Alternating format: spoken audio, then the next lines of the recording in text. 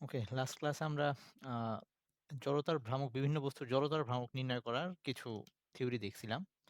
তো আজকে আমাদের আ কৌণিক গতি নিয়ে আরো কিছু টপিক আই মিন আমরা যেমন রৈখিক গতির ক্ষেত্রে বা রৈখিক গতির ক্ষেত্রে আমরা যেমন রৈখিক বেগ, আ তারপর রৈখিক ত্বরণ, আ বল ছিল। আর কৌণিক বেগের ক্ষেত্রে সেটাকে আমরা কৌণিক বেগ, কৌণিক ত্বরণ এভাবে বলের জায়গায় পড়ছিলাম টর্ক বা সেটা এখন পাবো আমরা আবার। তো এরকম রৈখিক ভরবেগ যেমন ছিল এরকম কৌণিক ভরবেগ বলেও একটা টার্ম আছে। তো সেই কৌণিক ভরবেগটা কি হবে সেটা একটু দেখে আসি। কৌণিক ভরবেগ। ওয়ালাইকুম আসসালাম। কৌণিক ভরবেগ যেটাকে আমরা নরমালি রৈখিক ভরবেগ তো আমরা পি দিয়ে দেখাইতাম। আর কৌণিক ভরবেগ হচ্ছে এল দিয়ে দেখাবো। তো রৈখিক ভরবেগটা আমরা যেটা পড়ে আসছিলাম সেটা হচ্ছে রৈখিক ভরবেগ ছিল এরকম আ পি দিয়ে দেখাইতাম m r v. Okay? I mean ভর আর বেগের গুণফল সেই বেগটা ছিল রৈখিক আ বেগ। তো আ এই কৌণিক ভরবেগ যেটা, সেই কৌণিক ভরবেগটা এরকম ভর আর বেগের গুণফল দিয়েই আমরা বের করতে পারবো। তো এই ভরটা হয়ে যাবে কৌণিক ভর বা ওই ঘূর্ণনরত অবস্থায় যে ভর কাজ করে যেটাকে আমরা জড়তার ভ্রামক দিয়ে বলছি। আর ওই বেগটা হয়ে যাবে কৌণিক বেগ যেটাকে আমরা ওমেগা দিয়ে দেখাইছি। তো সেটা একটু পরে প্রমাণ করব আমরা। তার আগে আসি যে আমরা এমনি নরমালি আ এই এই ক্ষেত্রে আ রৈখিক ভরবেগের দূরত্ব ইয়াটা কি ছিল? দিকটা কি ছিল? যে নরমাল আ যেদিকে বেগ কাজ করতেছে তার দিকেই ভরবেগের দিক ছিল। আর কৌণিক ভরবেগ যদি বলি আমরা, কৌণিক ভরবেগকে যদি আমরা L দিয়ে দেখাই, তো এই কৌণিক ভরবেগটা হবে হচ্ছে যদি এটা একটা অক্ষ হয়, এটা একটা বস্তু এর চারদিকে ঘুরতিছে। ওকে? এই বস্তুটা এর চারদিকে ঘুরতিছে ওমেগা বেগে, এই বস্তুটা এটার চারদিকে ঘুরতিছে। এরকম যদি একটা অবস্থা হয়, তাইলে সেক্ষেত্রে আমরা আ এই বস্তুটার একটা রৈখিক বেগ থাকবে। রৈখিক বেগ হচ্ছে বৃত্তাকার পথের স্পর্শক বরাবর। সে যদি এরকম বৃত্তাকার পথে ঘুরতে থাকে, তাইলে যেকোনো অবস্থায় এইখানে তার বেগটা, এটা আমি ভিতরের দিকে বুঝাচ্ছি। এটা হচ্ছে তার রৈখিক বেগের দিক। এই বৃত্তাকার পথে প্রত্যেকটা বিন্দুতে তার রৈখিক বেগ আছে একটা। তো এখন তার কৌণিক বেগও আছে। একই সাথে তার একেকটা বিন্দুতে রৈখিক বেগ সমান কিন্তু দিক চেঞ্জ করতেছে এরকম যদি একটা অবস্থা হয়, তাহলে সেই ক্ষেত্রে তাদের ঘূর্ণন অক্ষ থেকে ওই বিন্দুর দূরত্ব সেটা হচ্ছে এই দূরত্বটা। ঘূর্ণন অক্ষ থেকে এই পয়েন্টের দূরত্বটা এটা যদি r হয়, ব্যাসার্ধ ভেক্টর r হয়, তাহলে আমরা সেই ক্ষেত্রে ওই যে বস্তুটা ঘুরতিছে তার আ যদি কৌণিক ভরবেগ বের করতে চাই, তার কৌণিক ভরবেগটা হবে L ইকুয়ালস টু হবে r ক্রস p রৈখিক ভরবেগ। এইটা m ভরের যদি বস্তু হয়। ওকে? ওকে, আমি এটাকে করলাম। আ এরকম চিন্তা করলাম যে একটা সুতার মধ্যে একটা বস্তুকে বেঁধে ঘুরাচ্ছি। এরকম যদি হয়। তাহলে ওই বস্তুটার ভর যদি m হয় আর ঘূর্ণন অক্ষ মানে এখন যদি সুতার মধ্যে বস্তু বেঁধে ঘুরাইতে থাকি আমার আঙ্গুলের সাহায্যে, তাহলে আমার আঙ্গুলটাই হবে সেই অক্ষ, ঘূর্ণন অক্ষ।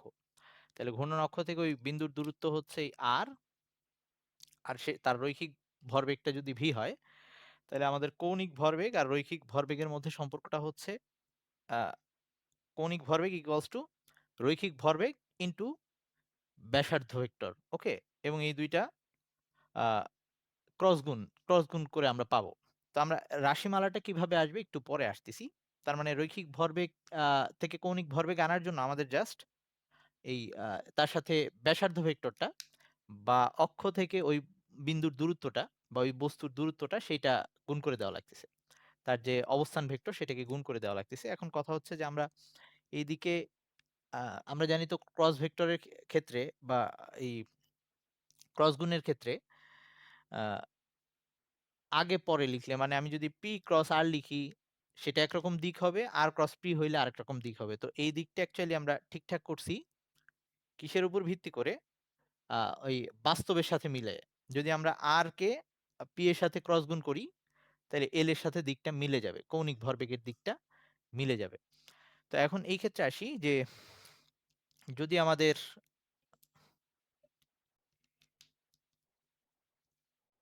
মানে বাস্তব ক্ষেত্রে আমরা যখন, না আমি বলতে চাচ্ছি যে ধর আমাদের ইসের ক্ষেত্রে আহ, একটা ফ্যান ঘুরতিছে একদম প্রথম দিকে যখন আমরা 2 number chapter, sorry 3 number chapter গতিবিদ্যা পড়তেছিলাম, তখন এটা নিয়ে একটু বলছিলাম। ওই যে v equals to omega r যখন পড়ছিলাম আমরা, v equals to omega cross r যে ছিল, মানে এইখানে ধর আমাদের ফ্যানটা যদি এখন হঠাৎ করে ছিঁড়ে যায় তাহলে সেটা নিচের দিকে পড়বে। ওকে, উপরের দিকে যাবে না, কিন্তু নিচের দিকে পড়বে। তার মানে এর ভরবেগের দিকটা, এর কৌণিক বেগ যেদিকে সেই দিকে তার ভরবেগের দিক। তার মানে তার ভরবেগের দিকটা এখন এই ফ্যানটা খুলে নিচের দিকে পড়তিছে, তার মানে এর কৌণিক ভরবেগের দিকটা হচ্ছে নিচের দিকে, লম্ব বরাবর নিচের দিকে। তো আমরা এইটা আনতে চাচ্ছি যে আসলেই তার কৌণিক ভরবেগের দিকটা লম্ব বরাবর নিচের দিকে হয় কিনা। এটার জন্য আমার কি করা লাগবে, ধর যদি আমরা একটা ফ্যান ঘুরতেছে যখন, তো এটা ধর ওই ফ্যানের একটা পাখা। ওকে, এইটাই। তো এখন ফ্যানটা এভাবে রোটেট করতেছে, তাহলে এটা হচ্ছে ঘূর্ণন অক্ষ। আর তার রৈখিক বেগের দিক, এটা হচ্ছে তার রৈখিক বেগের দিক।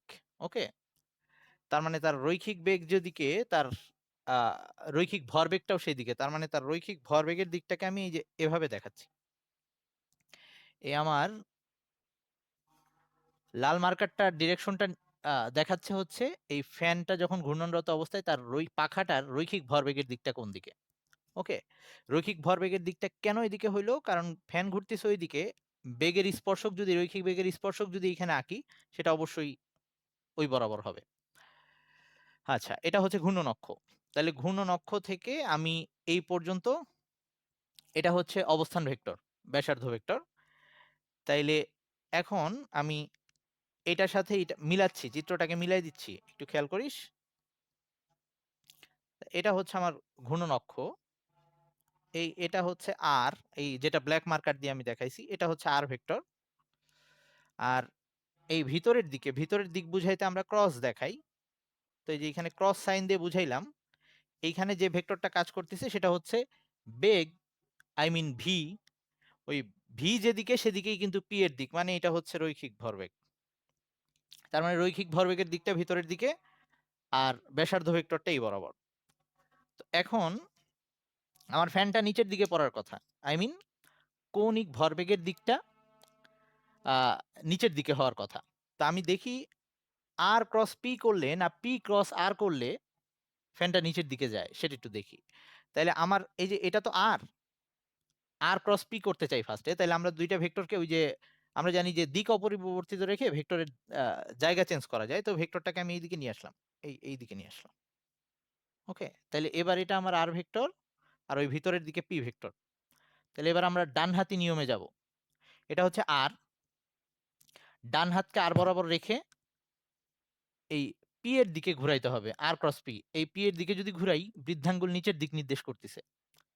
তার মানে তখন অ্যাকচুয়ালি আসলেই কৌণিক বেগের দিকটা, ফ্যানটা যে ছুটে গেলে নিচের দিকে পড়বে সেটাই বোঝা যাচ্ছে। আর যদি আমি আর ক্রস পি করতাম, সরি পি ক্রস আর করতাম, তাহলে কি অবস্থা এটা হইতো, তো তখন আমার এই পি থেকে আর এর দিকে হাতটা ঘুরাইতে হইতো। আই মিন এখন তো আমরা আর থেকে পি এর দিকে ঘুরাইছি, মানে এটা ছিল আর, আর থেকে পি এর দিকে ঘুরাইছি, তো তখন আমার পি থেকে আর এর দিকে হাত ঘুরাইতে হইতো, বৃদ্ধাঙ্গুল উপরের দিকে যাইতো। তার মানে সেটা বাস্তবের সাথে মিলতো না। সো বাস্তবের সাথে মিলানোর জন্য আমরা এখানে আর এর সাথে আর ক্রস পি করতেছি, পি ক্রস আর করতেছি না। এবার কি বুঝছিস নামি?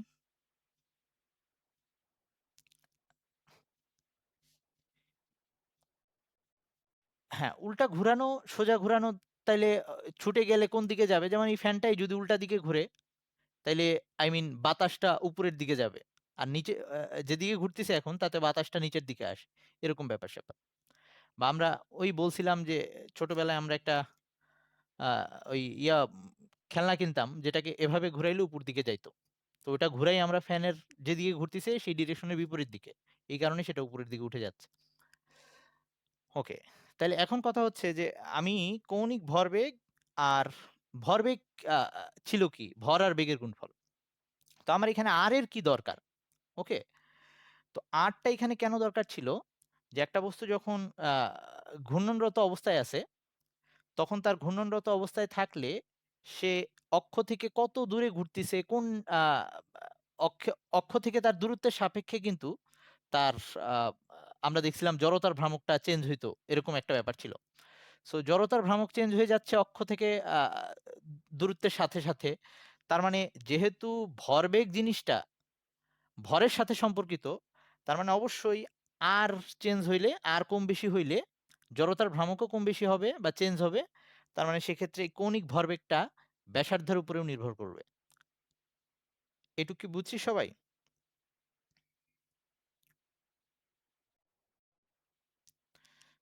আচ্ছা, এখন আসি যে তাইলে এইটা ২ টাকে যদি আমরা বলি যে এই r আর p এর মধ্যবর্তী কোণ, I mean রৈখিক ভরবেগ আর ব্যাসার্ধ ভেক্টরের মধ্যবর্তী কোণ যদি থিটা হয়, তাইলে এটাকে আমরা লিখতে পারবো ওই আ rp sin থিটা, যেখানে থিটা হচ্ছে r আর p এর মধ্যবর্তী কোণ।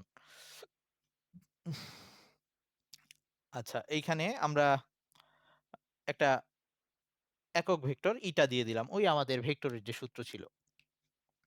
তার মানে এটা আমরা বাস্তবের সাথে মিলে এই ব্যাপারটা নিয়ে আসলাম। তো এর আগেও আমরা দেখছিলাম যেমন রৈখিক সরণ s, এটার সাথে কৌণিক সরণ থিটা, তার মধ্যে সম্পর্ক করে দিছিল r, s equals to r theta ছিল। এরকম রৈখিক বেগ আর কৌণিক বেগ যেটা ছিল ওমেগা, তার মধ্যে সম্পর্ক করে দিছিল v equals to omega r ছিল। মানে r এদের মধ্যে সম্পর্ক করে দেয়। তার মানে এই ক্ষেত্রেও তাই, কৌণিক ভরবেগের সাথে রৈখিক ভরবেগের সম্পর্কটা করে দিচ্ছে r। ওকে? আচ্ছা, এবার আসি। তো আমরা এভাবে m into v, সে অনুযায়ী আমাদের রৈখিক ভরবেগটাও এরকম হওয়া উচিত। রৈখিক ভরবেগটা হওয়া উচিত। আচ্ছা, এখানে আরেকটা ব্যাপার দেখাই। এই রৈখিক ভরবেগকে তাইলে কিন্তু আমরা এভাবেও লিখতে পারতেছি কৌণিক ভরবেগটাকে। যদি মান দিয়ে লিখি, মান দিয়ে লিখলে এই p equals to আবার আমরা জানি mv, তার মানে এটাকে লেখা যায় mv আর এটা হচ্ছে r, mvr। কৌণিক ভরবেগকে আমরা mvr ও লিখতে পারি। যদি মান হিসাবে বলি যে শুধু মান দেখাচ্ছি mvr sin থিটা। ওকে?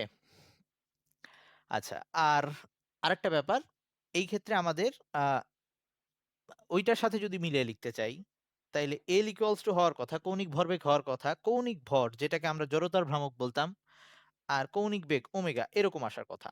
এই যে m এর জায়গায় বসাচ্ছি কৌণিক ভর বা জড়তার ভ্রামক, v এর জায়গায় বসাচ্ছি কৌণিক বেগ। মানে p equals to যদি mv হয়, L equals to I omega হওয়ার কথা। এখন সেটাকে আমরা প্রুফ করব। আচ্ছা, এর আগে আরেকটা ব্যাপার যে এই কৌণিক ভরবেগের যদি একক বের করতে বলে, তাহলে এককটা কত হবে? একক হচ্ছে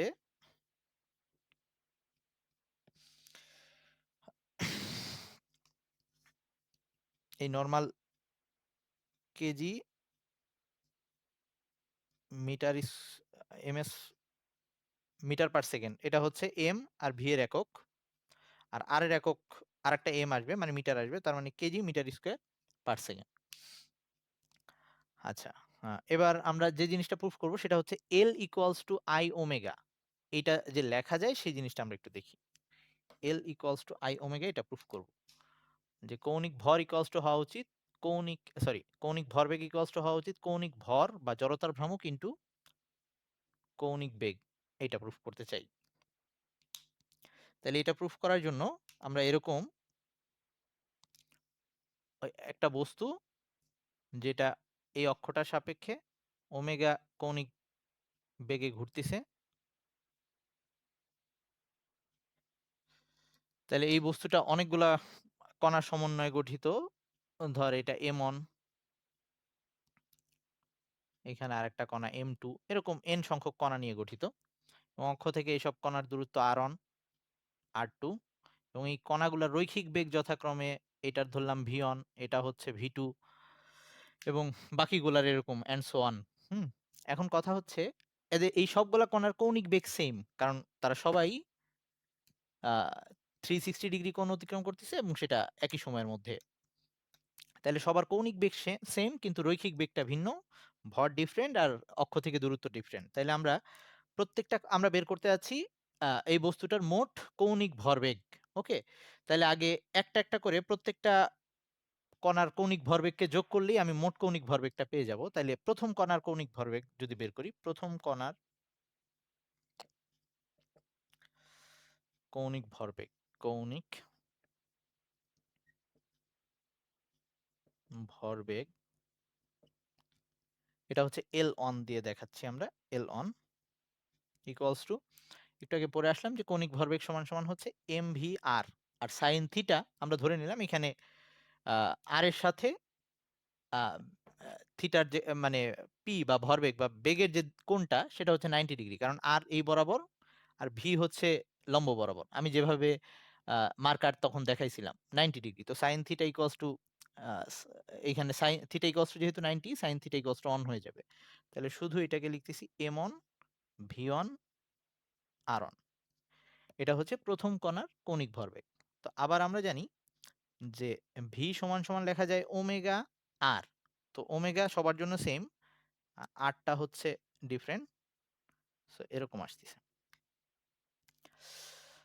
তাইলে এবার এখান থেকে যেটা পাইছি সেটা হচ্ছে m1 ওমেগা r1 স্কয়ার। এটা পাইলাম ১ম কণার জন্য। একইভাবে দ্বিতীয় কণার জন্য যদি বের করি তাহলে L2 দ্বিতীয় কণার জন্য সেম ব্যাপার আসবে। সরাসরি লিখতেছি m2 ওমেগা r2 স্কয়ার এরকম আসবে। তো এরকম তৃতীয়, চতুর্থ, পঞ্চম আমরা যদি এভাবে Ln পর্যন্ত আসি, n সংখ্যক কণার জন্য আসি, তাইলে লাস্টে mn ওমেগা rn স্কয়ার এটা আসবে। তাইলে আমি চাচ্ছি পুরা বস্তুটার মোট ভরবেগ বের করতে। তাইলে সেটা হবে, তাহলে বস্তুর মোট ভরবেগ L ইকুয়ালস টু হবে L1 প্লাস L2 প্লাস এরকম ডট চলবে Ln পর্যন্ত। তাইলে প্রত্যেকটার হচ্ছে, প্রথমটার হচ্ছে m1 ওমেগা r1 স্কয়ার, তারপরটা m2 ওমেগা r2 স্কয়ার,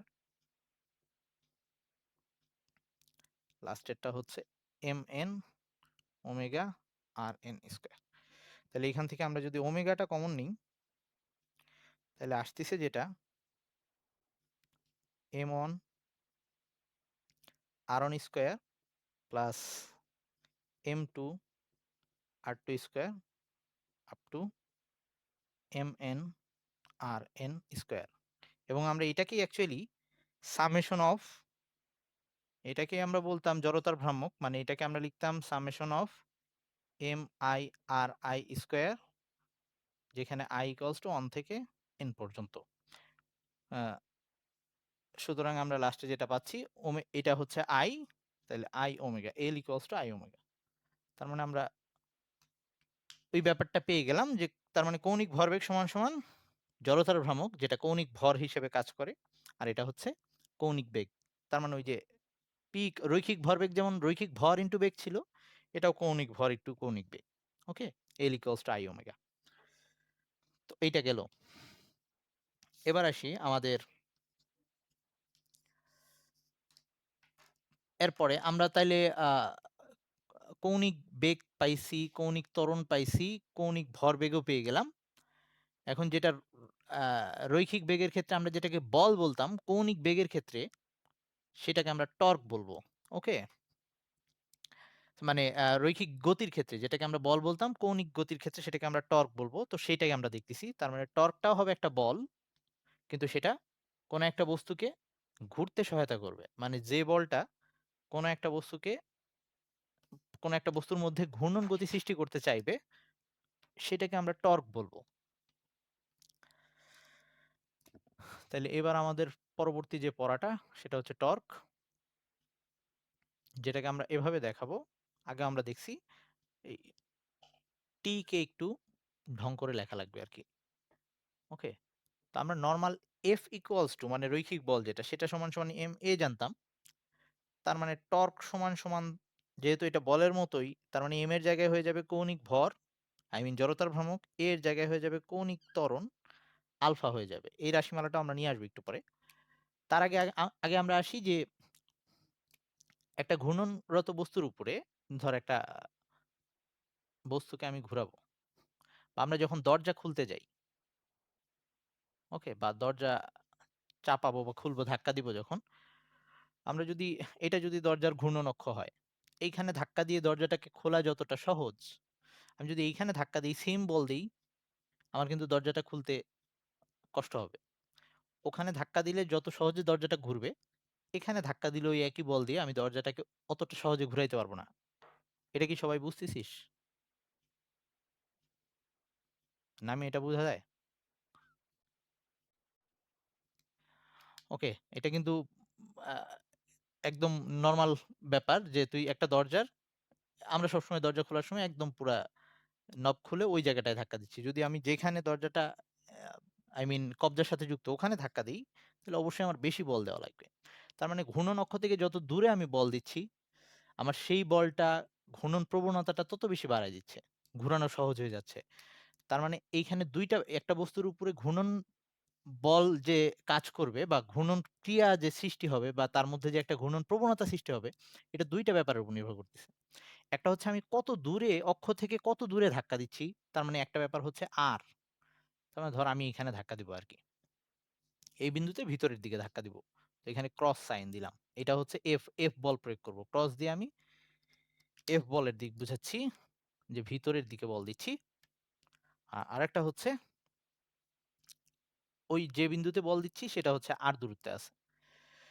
তার মানে ২ টা ব্যাপারের উপরে এই জিনিসটার ঘূর্ণন নির্ভর করতেছে বা ঘূর্ণন প্রবণতা নির্ভর করতেছে। আমি কত দূরে ধাক্কা দিচ্ছি, আমি যদি বল একই রেখে চেঞ্জ করি, ধাক্কা দেওয়ার পজিশনটা চেঞ্জ করি যে কোন জায়গা থেকে আমি ধাক্কা দিচ্ছি, ঘূর্ণন অক্ষ থেকে দূরত্বটা চেঞ্জ করি, তাইলেও এর ঘূর্ণন প্রবণতা ভিন্ন হবে। আবার যদি আমি এইটা ঠিক রেখে মানে এইখানেই ধাক্কা দিব কিন্তু জোরে ধাক্কা দিলে বেশি জোরে ঘুরবে। আই মিন এফ যত বাড়াবো তত বেশি জোরে ঘুরবে। এফ কমাইলে কম আ প্রবণতাটা সৃষ্টি হবে, ঘূর্ণন প্রবণতা। তার মানে ২ টা ব্যাপারের উপর নির্ভর করতেছে টাও। একটা হচ্ছে এফ, আরেকটা হচ্ছে আর। ওকে? ১ম এ এইটুকু বুঝলাম। তাইলে এখন পরের ব্যাপারটা হচ্ছে যেই আ যেহেতু বল আর ভেক্টর ২ টাই আ এই বল আর এই যে আ আ অবস্থান ভেক্টর, এই ২ টাই ভেক্টর রাশি। তাইলে এই ক্ষেত্রে আ টর্কটাও একটা ভেক্টর রাশি। এই ক্ষেত্রে তো ২ টা ব্যাপার হইতে পারে যে আমাদের স্কেলার রাশিও আসতে পারে, ভেক্টর রাশিও আসতে পারে। কিন্তু টর্কটা অবশ্যই একটা ভেক্টর রাশি হবে। কারণ এই ঘূর্ণন যে প্রবণতা সেটার দিকটাও ২ টা টাইপের। একটা হচ্ছে সে ঘুরে উপরের দিকে উঠতে পারে অথবা তার ঘূর্ণন প্রবণতাটা নিচের দিকে হইতে পারে। তার মানে এটা একটা ভেক্টর রাশি। টাওটা একটা ভেক্টর রাশি, এটাও আমি বুঝলাম। তার মানে টাও আর এফ এর উপর নির্ভর করতেছে এইটুকু বুঝলাম। টাও একটা ভেক্টর রাশি এটাও বুঝলাম। তার মানে ওদের ক্রস গুণ হবে এইটুকু আমি সিউর। তো এখন ক্রস গুণটা কি আর কে আগে দিয়ে করব না এফ কে আগে দিয়ে করব সেইটা ডিপেন্ড করবে ওই যে বাস্তবের সাথে মিলাবো। আবার আগের মতোই। যে আমি যদি আ এইখানে ধর প্যাচ কাটা আছে। ওকে? এইখানে মানে এই জিনিসটাকে ঘুরাইলে এটা আস্তে, আস্তে উপরে উঠতে পারে অথবা নিচে নামতে পারে। এরকম হইতে পারে। তাহলে আমি যদি এখন এই অবস্থায় রাখি, আই মিন বস্তুটাকে ভিতরের দিকে ধাক্কা দেই। এই জিনিসটাকে ভেতরের দিকে ধাক্কা দেই, তাইলে এখন এখানে যদি প্যাচ কাটা থাকে এটা আস্তে, আস্তে উপরের দিকে যাবে। আর যদি ওই দিক থেকে এই দিকে ধাক্কা দিতাম তাইলে আস্তে, আস্তে নিচের দিকে নামতো। তাইলে এটার সাথে বাস্তব মিলানোর চেষ্টা করি আমি যে আসলে আর ক্রস এফ দিব না এফ ক্রস আর দিব। তাইলে আমার আর এর দিকে এবার ওই বরাবর। তার মানে এই যে আমার এই মার্কার দিয়ে এটা হচ্ছে আর এর দিক। আর এফ হচ্ছে ভেতরের দিকে। ওকে? এফ হচ্ছে ভিতরের দিকে। তো আমি বাস্তবের সাথে মিলাইতে যাচ্ছি, ঘূর্ণন প্রবণতাটা আরো উপরের দিকে হইতে হবে। ওকে? তো এখন কি করব? এই ভেক্টরটাকে ওই যে আর থেকে এফ এর দিকে আমি আগে রোটেট করে দেখি যে আমার বৃদ্ধাঙ্গুল উপরে আসতেছে না নিচে আসতেছে। তাইলে এই আর টাকে সামনে নিয়ে গেলাম। ওই যে ভেক্টরকে তার পাদবিন্দু ঠিক রেখে সরি ওই দিক ঠিক রেখে পাদবিন্দুর অবস্থান চেঞ্জ করা যায়। এবার এটা হচ্ছে আর, এটা হচ্ছে এফ। আর থেকে এফ এর দিকে আমি আমার ডান হাত মুষ্টিবদ্ধ করলে বৃদ্ধাঙ্গুল উপরের দিক নির্দেশ করতেছে। তার মানে আমার বাস্তবের সাথে মিলতেছে। এখানে যদি প্যাচ কাটা থাকতো এই জিনিসটাকে যদি আমি ঘুরাইতাম তাইলে এটা উপরের দিকে উঠে যাইত। ওকে? তার মানে এটাই হবে আর ক্রস এফ টাই হবে, এফ ক্রস আর হবে না। তার মানে আমরা কেন এভাবে আসতেছি লজিক গুলা কি? ১ম এ কি লজিক খাটাইলাম যে কোথায় বল প্রয়োগ করতেছি? তার মানে আর টার উপরে টাও নির্ভর করতেছে। টাও ইস প্রপোর্শনাল টু আর। আবার টাও এফ এর উপর নির্ভর করতেছে। কত জোরে ধাক্কা দিচ্ছি বা আস্তে ধাক্কা দিচ্ছি। তারপরে টাও একটা ভেক্টর রাশি। এইটা বের করার জন্য আমার ২ টা ভেক্টর রাশি নিয়ে কাজ করতেছি। সো ডট গুণ হইতে পারে বা ক্রস গুণ হইতে পারে। তো যেহেতু ভেক্টর রাশি পাইছি এজন্য ক্রস গুণ। এরপরে কাকে আগে দিব পরে দিব সেটা বাস্তবের সাথে মিলাইলাম। ওকে? তো একইভাবে এখন যদি আমার আর এফ এর মধ্যবর্তী কোণ থিটা হয়, তাহলে এটাকে আমরা লিখতে পারবো tau equals to r f sine theta, এখানে ইটা দিয়ে দিক বুঝাচ্ছি। একটু আগে আমি যে l equals to r p sine theta eta তারপরে এখানে যে একক ভেক্টর দিছিলাম, ওখানে পি এর উপর এল এর উপরে মেবি ভেক্টর সাইনটা দিই নেই। কষ্ট করে একটু ওখানে ভেক্টর সাইনটা দিয়ে নেই। যেখানে ইটা আছে এখানে অবশ্যই ভেক্টর সাইনটা হবে। কারণ এটা দিয়ে আমরা একক ভেক্টর বুঝাই। যখন শুধু মান লিখবো, যদি মান লিখি শুধু ভেক্টর সাইন না দিই তখন আর ওই ইটা লিখবো না। আর এফ সাইন থিটা লিখবো শুধু। ওকে? তাইলে এভাবে আমরা, তার মানে আমাদের যদি এফ বল দিয়ে একটা ভেক্টর দেওয়া থাকে, আর দিয়ে আরেকটা অবস্থান ভেক্টর দেওয়া থাকে, তারপরে বলে যে এই বস্তুটার উপরে টাউ এর মান কত হবে বা ঘূর্ণন সৃষ্টিকারী বলের মান কত হবে, টর্ক কত হবে। তাহলে সেক্ষেত্রে আমরা ওই ভেক্টর যে পড়ে আসছি ২ টা ক্রস গুণ করা, ওই যে নির্ণায়ক করে সেভাবে বের করে ফেলতে পারবো। আচ্ছা, এবার আসি আমরা আ বের করব হচ্ছে tau equals two F equals to যেমন এম এ, তাহলে টাউ ইকুয়ালস টু এম এর জায়গায় হবে কৌণিক ভর মানে আই, আর এ এর জায়গায় হবে আলফা। সেটা একটু প্রমাণ করার চেষ্টা করি এবার। তাহলে আবারও ধর এই একটা বস্তু, এই বস্তুটা নিয়েও কাজ করা যাইত। আবার আগের মতো এই বস্তুটা ওমেগা বেগে এই অক্ষের চারপাশে ঘুরতিছে এবং এইটা একটা এই বস্তুর একটা বস্তু কণা এমন, যেটা অক্ষ থেকে আর.অন দূরত্বে আছে এবং তার আ উপরে প্রযুক্ত, আচ্ছা একটু আগে এটা লিখে নেই যে টাউ ইকুয়ালস টু, তাইলে পাইলাম কি আর এফ সাইন থিটা, থিটার মান ধরে নিলাম 90 ডিগ্রি আমার চিত্র অনুযায়ী বা আমি যেভাবে আঁকছিলাম। তাইলে আবার এই আর সমান সমান লেখা যায়, এফ সমান সমান লেখা যায় আবার এম এ, এটা আমরা জানি। তার মানে টাউ ইকুয়ালস টু লেখা যায় এম এ আর, এটা লেখা যায়। আবার এ সমান সমান আবার আমরা জানতাম, এ সমান সমান আমরা জানতাম ওই এ ইকুয়ালস টু ছিল আলফা আর, মানে রৈখিক ত্বরণ ইকুয়ালস টু কৌণিক ত্বরণ ইনটু আর, মানে এ ইকুয়ালস টু লেখা ছিল আলফা আর, আমরা যেটা ইয়াতে পড়ে আসছিলাম, আ গতিবিদ্যায় পড়ে আসছিলাম। তাইলে এই দিক থেকে আমরা আ টাউ সমান সমান যেটা লিখতে পারি, এখানে যদি আলফা আর বসায় দেই মানে এম আলফা আর আর, তার মানে টাউ সমান সমান লেখা যাচ্ছে m alpha square r square, এরকম। ওকে? তার মানে কোন একটা বস্তুর, আচ্ছা sorry. Alpha r m alpha r square. তো কোন একটা বস্তুর উপরে ঘূর্ণন ব সৃষ্টিকারী বল বা টর্কের মান সেটা বের করতে আমরা বস্তুটার ভর, বস্তুটার কৌণিক ত্বরণ আর অক্ষ থেকে ওই বস্তু কণার দূরত্ব, সেটার স্কয়ার নিলেই আমরা পেয়ে যাব। আচ্ছা, তাইলে এখন আমরা এই যে এখানে M1, M2 যেটা R2 দূরত্বে আছে, প্রত্যেকটার উপরে টর্কের মান আলাদা, আলাদা করে হিসাব করে সবগুলাকে যোগ করলে আমরা টোটাল টর্কের মান পাবো।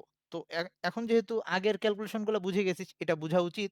তো আমি সরাসরি লিখতেছি যে এই বস্তুটার উপরে মোট টর্ক যেটা টাউ যদি বের করতে চাই, তাহলে আমাদের লাগবে প্রথম বস্তু কণার উপরে কত, দ্বিতীয় বস্তু কণার উপরে কত, এভাবে আপ টু n বস্তুর উপরে টর্কের মান কত, n বস্তু কণার উপরে টর্কের মান কত। তাহলে যেহেতু টাউ সমান সমান লেখা যায় m আলফা আর স্কয়ার, তো এই ক্ষেত্রে সবার কৌণিক ত্বরণ সেম। ওকে? কৌণিক ত্বরণ কিন্তু সবার সেম। কারণ সবাই একই পরিমাণ কোণ অতিক্রম করতেছে ৩৬০ ডিগ্রি। ওকে? 360 ডিগ্রি। তার মানে T1 প্রথমটার জন্য হবে M1 আলফা R1 স্কয়ার, দ্বিতীয়টার জন্য হবে M2 আলফা R2 স্কয়ার, আর এরকম আপ টু n তম কণার জন্য হবে Mn আলফা Rn স্কয়ার। তার মানে এই বস্তুটার উপরে মোট টর্কের মান হচ্ছে এইটা। তাহলে এখন আমরা একটু কমন নেই। টাউ ইকুয়ালস টু আসতেছে, প্রত্যেকটার যদি আমরা আলফা কমন নিয়ে নেই তাহলে আলফা, আর এখানে M1 R1 স্কয়ার ওই আগেরটার মতো M1 R1 square plus M2 R2 square up to mn square. তাহলে এটা মানে হচ্ছে আবার সামেশন অফ mi/ri স্কয়ার যেটা ছিল, সামেশন অফ mi/ri স্কয়ার, যেখানে i ইকুয়ালস টু 1 থেকে n পর্যন্ত। তাহলে এটাকে আমরা i বলতে পারি, জড়তার ভ্রামক i, ওটা হচ্ছে আলফা, তার মানে টাউ ইকুয়ালস টু পাচ্ছি আমরা i আলফা। ওকে, ওই আবার f ইকুয়ালস টু যেমন m এ ছিল, এটাও কিন্তু তাই আসছে, m এর জায়গায় রৈখিক ভরের জায়গায় আসছে কৌণিক ভর, আই মিন জড়তার ভ্রামক, ত্বরণের জায়গায় আসছে কৌণিক ত্বরণ, এই এইটা ইকুয়ালস টু আসতেছে কৌণিক বল, যেটাকে আমরা টর্ক বলতেছি। আচ্ছা, তো এখন আমাদের টর্কের এককটা কি হবে? টর্কের এককটা হচ্ছে ছিল হচ্ছে এম, আমরা নর্মাল ওই ইয়া দিয়ে বের করতে পারি যে এফ ক্রস আর, মানে এফ আর আর। এফ মানে ছিল আমাদের নিউটন, এফ মানে ছিল নিউটন, আর এফ এর এককটা ছিল নিউটন, আর আর এর এককটা হচ্ছে মিটার, মানে নিউটন মিটার। তো টর্কের এককটা হবে হচ্ছে নিউটন মিটার।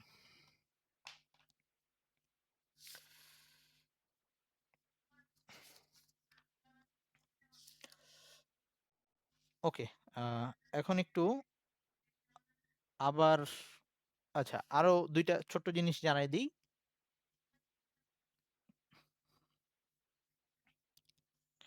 সেটা হচ্ছে আমরা তাহলে শিখলাম, একটা হচ্ছে এল কৌণিক বেগ, সেটাকে লেখা যায় কয়েকভাবে, আই ওমেগা লেখা যায়, লেখা যায় এম ভি আর, সাইন থিটা আমি লিখতেছি না, ওকে, এম ভি আর লেখা যায়, যেগুলো আমরা ওই যে বোর পরমাণু মডেল ইউজ করছিলাম।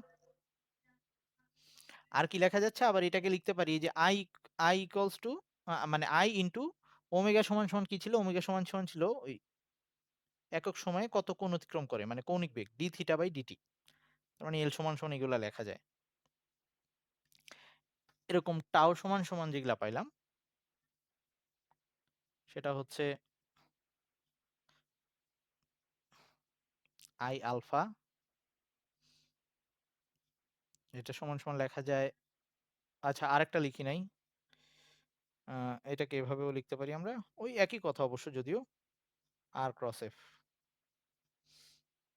টাও সমান, সরি, আর ক্রস পি, এই কোথাও ভুল লিখে ফেললে বলিস। টাও ইকুয়ালস টু লেখা যায় আর ক্রস এফ, এটাকে আমরা লিখতে পারি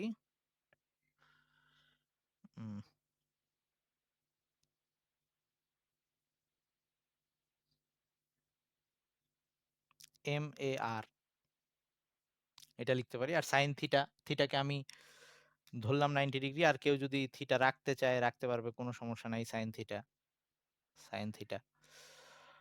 অ্যান্ড এটাকে আমরা এভাবেও লিখতে পারি, যদি আই, আলফা মানে হচ্ছে বেগের পরিবর্তনের হার, মানে হচ্ছে ডিভি, মানে ডিভি এর জায়গায় এখানে হবে ডি ওমেগা বাই ডিটি, এভাবে লিখতে পারি।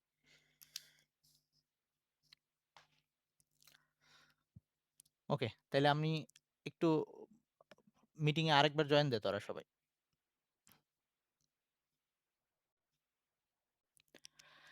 আচ্ছা, তাহলে আমরা এবার যেমন বলের সূত্র ছিল নিউটনের, ৩টা সূত্র ছিল আমরা।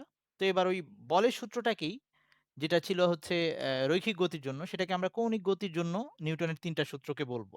একই টাইপ, জাস্ট খালি যেখানে আমরা বল বলতাম সেখানে হয়ে যাবে টর্ক, ওকে, আর যেখানে বেগ বলতাম সেখানে হয়ে যাবে কৌণিক বেগ। যদি কোথাও ত্বরণ বলতাম তাহলে সেটাকে বলবো কৌণিক ত্বরণ, ভরবেগ বললে সেটা হয়ে যাবে কৌণিক ভরবেগ, মানে সব রৈখিক জিনিসগুলা কৌণিক দিয়ে রিপ্লেস হয়ে যাবে। সো এবার হচ্ছে কৌণিক গতির জন্য বা ঘূর্ণন গতির জন্য, ঘূর্ণন গতির জন্য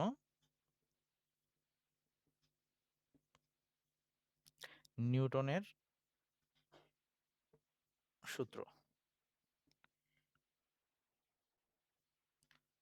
নিউটনের গতিসূত্র।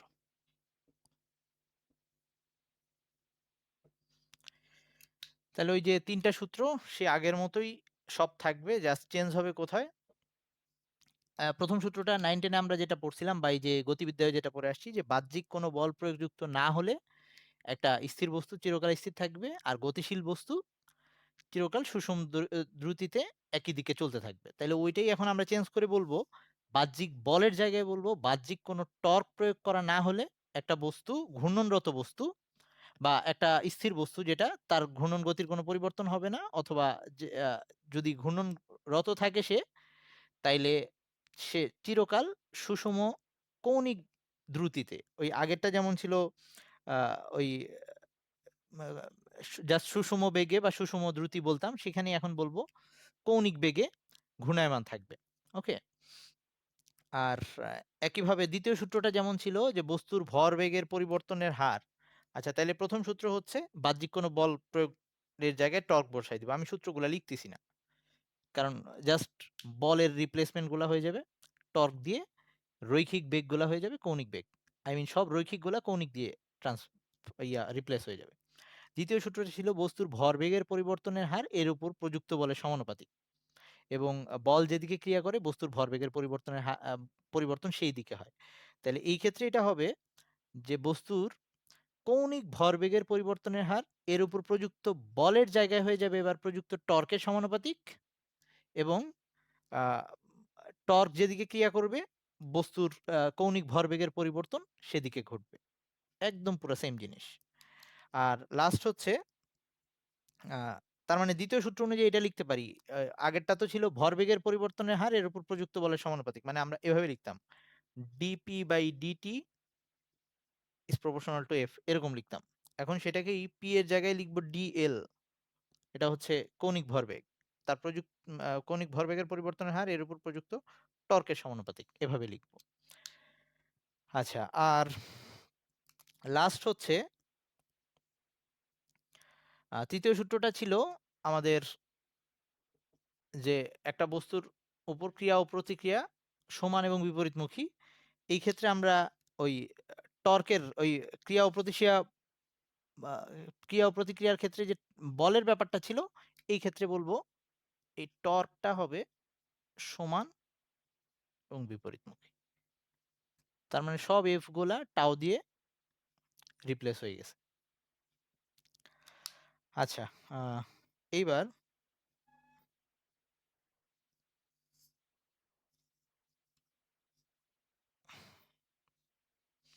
আমরা এই ৩ টা সূত্র জাস্ট সূত্র আকারে পড়বি, মাঝে, মাঝে ক নাম্বারে দিতে পারে। খুব বেশি ইম্পোর্টেন্ট না, তাও দিতে পারে। এবার হচ্ছে আমরা যে ভরবেগের নিত্যতা সূত্র পড়ছিলাম, সেটা কি ছিল? যে কোন একটা বস্তুর উপরে যদি একটা আ ইয়া এটাকে বস্তু না বলে সিস্টেমের উপরে, একটা সিস্টেমের উপরে মোট বল 0 হইলে তখন ওই সিস্টেমের আদি ভরবেগ এবং শেষ ভরবেগের সমষ্টি সবসময় ধ্রুব থাকে। তো এখানেও তাই হবে যে একটা সিস্টেমের উপরে মোট টর্ক 0 হইলে আ আদি কৌণিক ভরবেগ আর শেষ কৌণিক ভরবেগ সেম থাকবে। তো সেটাকে আমরা একটু এবার লিখব। তাইলে এই সূত্রটা একটু লিখি। কৌণিক ভরবেগের সংরক্ষণ সূত্র। এই জিনিসগুলা আ খুব বেশি আ ইম্পোর্টেন্ট টপিক না বা খুব কঠিন না। এজন্য আমি খুব তাড়াতাড়ি এগুলাকে পার করে যাচ্ছি। যেগুলা বেশি বুঝা লাগবে সেইটুকু আমি টাইম নেব। কৌণিক ভরবেগের সংরক্ষণ সূত্র। যেটা আগে ছিল ভরবেগের সংরক্ষণ সূত্র।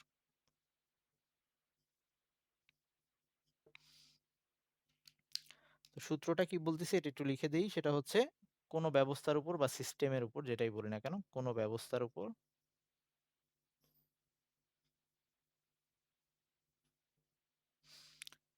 মোট টর্ক বা প্রযুক্ত নিট টর্ক 0 হলে, প্রযুক্ত নিট মানে মোট আরকি। নিট টর্ক 0 হলে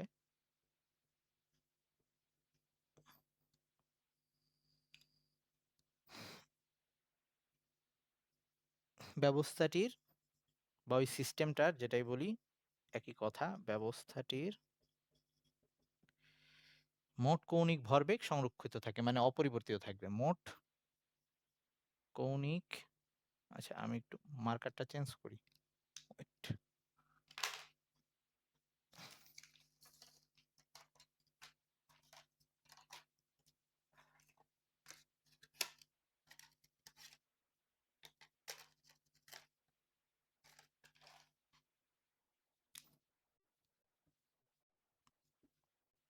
না, এই বলতেছি ব্যাপারটা কোথায়। মোট কৌণিক ভরবেগ সংরক্ষিত থাকে।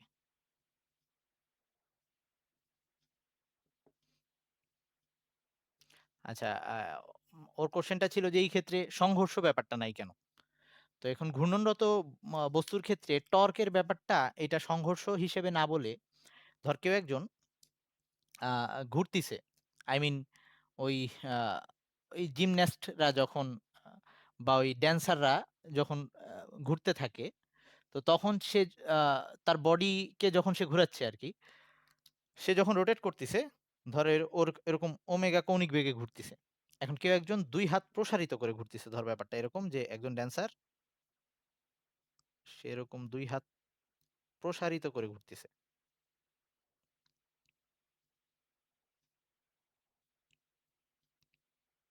ওকে?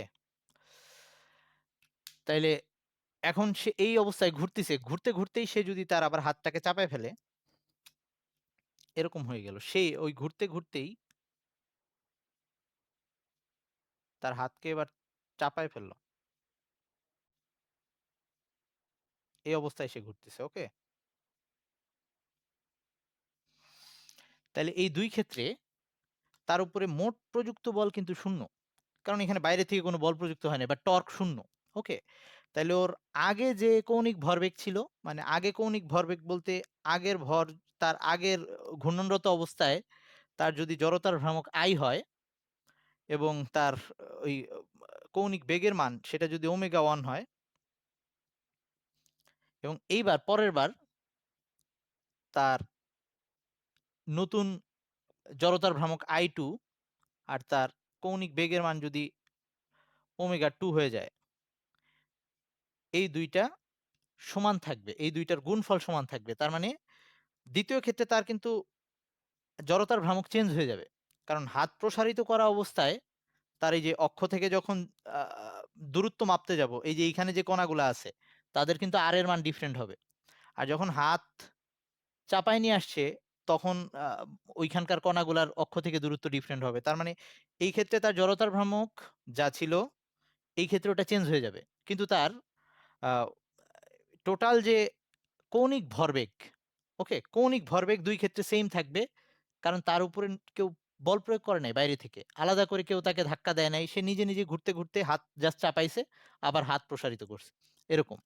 তার মানে এই ব্যাপারটার ক্ষেত্রে আদিতে তার কৌণিক ভরবেগ যা থাকবে, শেষে তার কৌণিক ভরবেগ সেইম হবে। কারণ এই ক্ষেত্রে টর্কের মান ০। ওকে? এখানে বাহ্যিক কোনো এক্সট্রা বল দেওয়া হয় নাই। তো এই ক্ষেত্রে সংঘর্ষ ব্যাপারটা আসবে না ঘূর্ণনরত বস্তুর ক্ষেত্রে। ওকে?